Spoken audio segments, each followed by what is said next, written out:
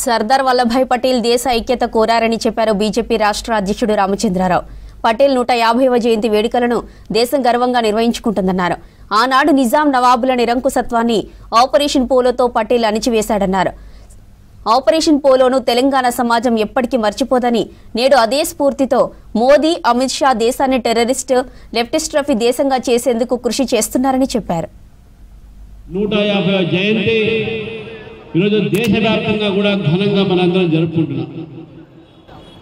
సర్దార్ వల్లభాయ్ పటేల్ గారు ఆ రోజు స్వాతంత్ర యుద్ధంలో ఒక యోధుడుగా స్వాతంత్రం కోసం పోరాడి స్వాతంత్రం వచ్చిన తర్వాత వారు మన భారతదేశం మొట్టమొదటి ఒక హోంశాఖ మంత్రులుగా ఈ భారతదేశంలో అనేకమైన చిన్న చిన్న రాజ్యాలని కలిపి దాదాపు 560 పై రాజ్యాలను కలిపి ఈరోజు మహాన్ భారత మాతగా ఈరోజు చిత్రించినటువంటి యొక్క ఘనత ఆ రోజు సర్దార్ వల్లభాయ్ పటేల్ గారి. అందులో భాగంగానే హైదరాబాద్ స్టేట్ అంటే ఇప్పటి తెలంగాణ భారతదేశంలో భాగం అయిందంటే, భారతదేశంలో ఈరోజు మనం గర్వంగా బతుకుతున్నాం అంటే, భారతీయులను చెప్పుకుంటున్నాం అంటే, భారత మాత గాలి ఇక్కడ పీలుస్తున్నాం అంటే కేవలం ఘనత సర్దార్ వల్లభాయ్ పటేల్ గారిది.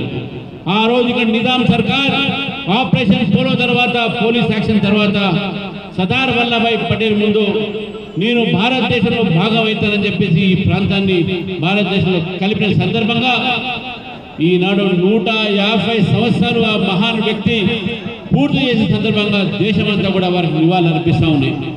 ఒకవైపు టెర్రరిస్టులు, జిహాదీ టెర్రరిస్టులని, ఉగ్రవాదుల్ని, ఇంకోవైపు లెఫ్ట్ వింగ్ ఎక్స్ట్రీమిస్ట్ ఆర్గనైజేషన్స్ ని కూడా అంతం చేసి ఈరోజు భారతదేశాన్ని టెర్రరిస్ట్ ఫ్రీ దేశాలుగా, లెఫ్ట్ వింగ్ ఎక్స్ట్రీమిజం ఫ్రీ దేశాలుగా మార్చినటువంటి ఘనత ఈరోజు నరేంద్ర మోదీ గారి, అమిత్ షా గారిది. వారి స్ఫూర్తి కూడా సర్దార్ వల్లభాయ్